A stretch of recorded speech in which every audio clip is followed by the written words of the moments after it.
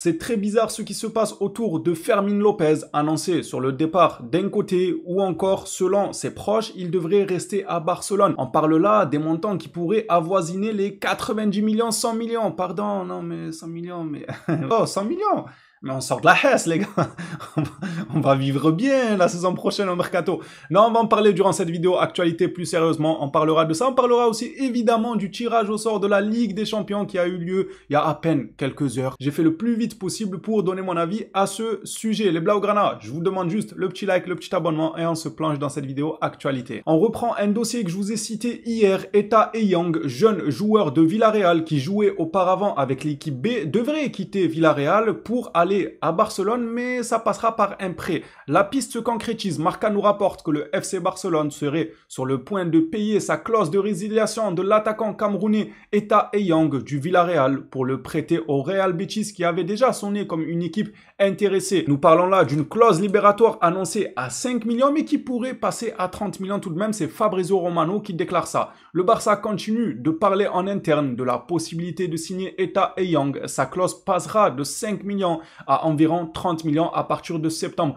C'est vrai que ça peut être une opportunité à saisir. Est-ce que c'est un joueur d'avenir? Je n'en sais pas plus. Il est annoncé comme prometteur, mais si je me fie à certains abonnés, c'est pas non plus une lumière, en tout cas, de ce qu'on peut voir dans certaines compilations, même si on sait qu'il ne faut pas se fier aux compilations, mais ça peut te donner quand même l'heure un tout petit peu, au contrôle, au fait de comment le joueur pivote lorsqu'il reçoit le ballon, aux appels de balle, à sa vivacité, à sa technique, etc. Il y a tellement de choses qu'on peut quand même dénicher dans quelques compilations qui ne trompent pas. On ne peut pas dire le fin mot directement suite à quelques vidéos de 1-2 minutes compilation, mais on peut quand même avoir une certaine température selon moi. Et si j'en crois certains abonnés, eh bien les compilations ne sont pas fameuses. Moi, je n'en sais rien à vrai dire, je ne me suis pas encore informé sur le joueur. Vous me connaissez, j'attends que ce soit encore plus sérieux que ça et on fera nos petites recherches parce qu'au Barça, on surveille tout le monde. Si je passais ma vie à faire des recherches à chaque fois que le Barça surveille un joueur, je dormirai jamais. Pour clôturer ce dossier, très clairement, ça peut être une opportunité. Clause à 5 millions. En plus, on n'aura pas à l'inscrire chez nous parce qu'il partirait directement en prêt. Et la saison d'après, à voir si vraiment il a l'étoffe d'un club comme Barcelone ou bien on pourra toujours faire une petite plus-value sur lui pour des clubs en PL ou même en Liga, on n'en sait rien, à 15-20 millions. Ça peut être sympa ce genre de deal. Vous voulez la blague de la journée? C'est celle-ci. Regardez-moi Deco et Boyan. Deco et Boyan n'assisteront pas au tirage au sort de la Ligue des Champions. Ils resteront à Barcelone pour surveiller le marché de transfert. Le FC surveille, le FC KGB. Ah, le FBI, je suis mort, le FC FBI. Incroyable. Et comment ça, il surveille quoi au transfert? Moi, je comprends pas. Non, mais guidez-moi un peu. Je suis perdu, moi. Il surveille quoi sur le marché de transfert? Il y a quelqu'un qui va apparaître comme par magie. Il va dire, hey, je suis gratuit, je suis une star mondiale et je suis hyper fort à mon poste. Et ils vont le shipper rapidement. On sait déjà tout ce qui se passe sur le marché de transfert depuis maintenant des semaines. C'est pas comme si du jour au lendemain, hop, grosse surprise, gros talent, libre, etc., qu'il faut vite aller dessus pour pas qu'il aille ailleurs. Non, ça n'arrivera pas. Donc, ils surveillent quoi au juste? Je sais pas, ils surveillent la bourse plutôt, ça se voit, ils ont misé tout l'argent du club en bourse et ils sont en train de surveiller un peu les courbes qui montent et qui descendent. Je vois que ça comme explication. Parce que comment ça, surveiller le marché de transfert? Qu'est-ce que ça veut dire en réalité, surveiller le marché des transferts? Être sur certains joueurs, je veux bien le croire, car Deco a rencontré l'agent de Fermín. C'est pour ça que je dis que ce dossier-là, il est assez bizarre. Puisque nous parlons de Ligue des Champions, les tirages au sort ont été effectués, et voici les équipes que le Barça affrontera. On s'en sort très bien. Non, je veux pas voir des gens nous dire ci ou ça, ou ce club, non, non.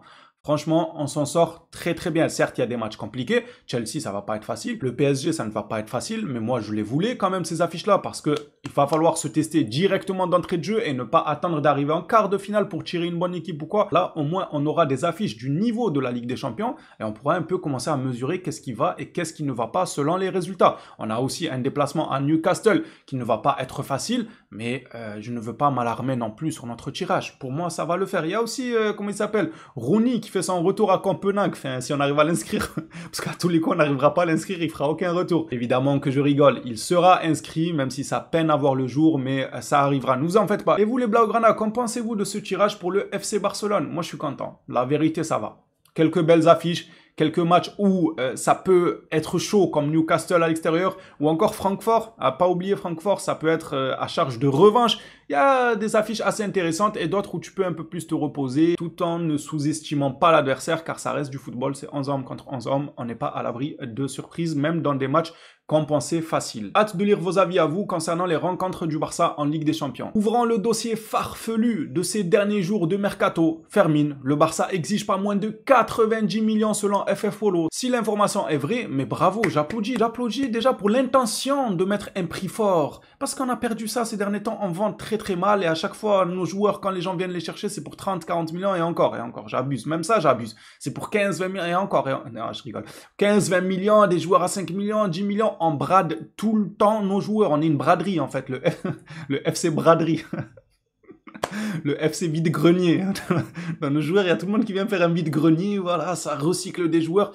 Incroyable quand même. Là, si le Barça exige 90 millions, déjà, je leur tire mon chapeau rien que pour ça. Ça veut dire qu'ils estiment à sa juste valeur Fermin.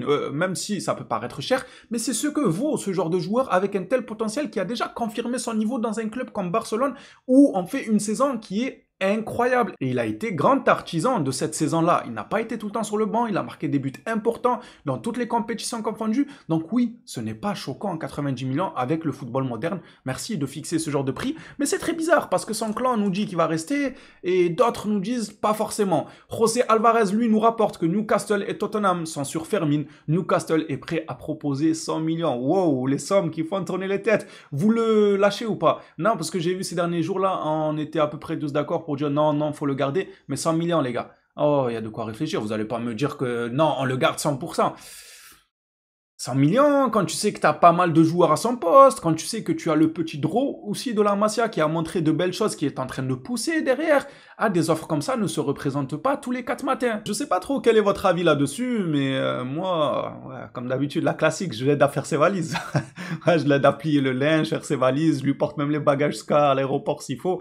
Et 100 millions les gars, ça pourrait nous relancer. Je ne veux pas non plus dire qu'on ne s'affaiblit pas parce qu'on s'affaiblit. On perd un joueur de rotation de qualité qui a ce truc, dès qu'il rentre, il change la physionomie du match de par sa fougue. Il tente, il essaye, il court, il presse, il marque des buts, il a un tir de loin, il est technique. Bref, il a des qualités. Certes, on ne peut pas dire qu'on ne va pas s'affaiblir. Mais est-ce qu'il est irremplaçable? Je ne pense pas. Il y a des jeunes joueurs qui poussent. On a des joueurs qui peuvent jouer à ce rôle. Même Gavi peut tourner dans ce genre de rôle. Même Pedri peut tourner dans ce genre de rôle. Tu as Olmo aussi qui peut jouer à ce genre de rôle. Et maintenant, en plus de ça, on a Rafinha qui est testé dans ce rôle-là de numéro 10. Ça veut dire qu'il y a de quoi faire. Donc 100 millions... je pense que c'est faux. C'est faux, parce que 100 millions, tu ne peux pas rater cette opportunité et après créer un embouteillage dans ton club. En fait, tu craches sur les 100 millions, tu dis « Ouais, non, j'en veux pas ». Et maintenant, on fait jouer qui? Ouais, lui, il va sur le banc. Ouais, mais lui, il te valait 100 millions il y a 2 semaines quand même. Hein. Ouais, je m'en fous, il reste sur le banc. C'est bête. Et sachant que s'il fait une saison sur le banc, la saison prochaine, il ne vaudra plus les 100 millions. Sa cote va baisser. En tout cas, si c'est le cas. J'ai du mal à le croire, mais si c'est le cas... Je suis désolé, hein, mais j'hésiterai pas longtemps. Et vous pouvez, si jamais il reste au Barça cette saison et qu'il vient performer comme il l'a fait la saison dernière et tout, vous pouvez venir me dire « Ah, mais c'est pas toi qui voulais le vendre ?» Ouais, 100 millions, je me vends même moi-même. Les...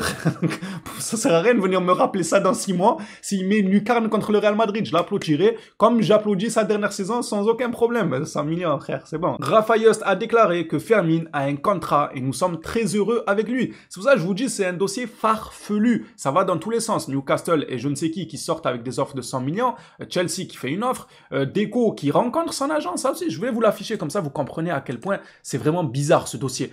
Just déclare aujourd'hui même, Fermin a un contrat, en gros, il va rester. Regardez Deco, ce qu'il a fait aujourd'hui même aussi. Deco et l'agent de Fermin Lopez sont réunis. À propos de quoi au juste en vrai? Est-ce qu'ils vont parler d'une prolongation? Actuellement, ça m'étonnerait. Je pense pas que ce soit le bon timing avec le fair play financier et tout. C'est pas Fermin qui est le plus urgent, on va dire, à prolonger, même si ça peut l'être, on sait pas. Mais ils se sont rencontrés pour faire quoi en vrai?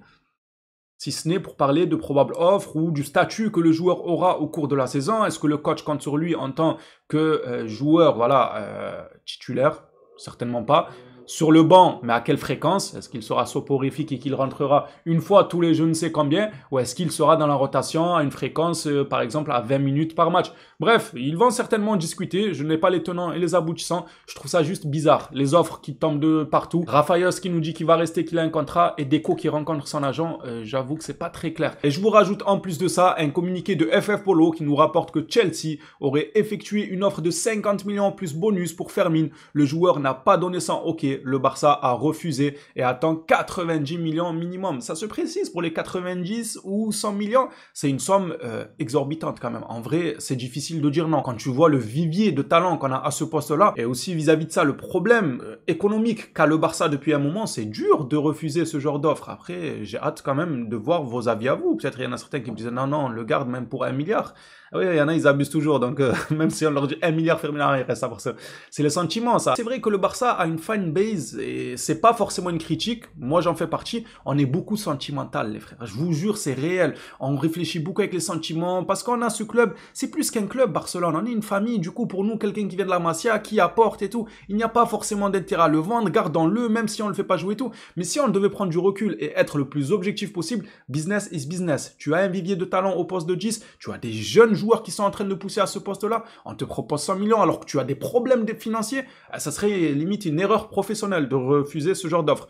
Même si je n'y crois pas pour l'instant que ça va jusqu'à 100 millions. Si tel est le cas, vous avez déjà mon avis, en tout cas, j'ai pas été de main morte, je pense. D'ailleurs, en parlant des offres de Fermin, là, Newcastle, j'ai oublié de préciser, ils proposent 100 millions, mais ils veulent pas proposer Isaac, par exemple. Moi, je dis ça, je dis rien. Même s'il faut, on rajoute 30 millions, on leur donne gratuit, on rajoute un petit 20-30 millions.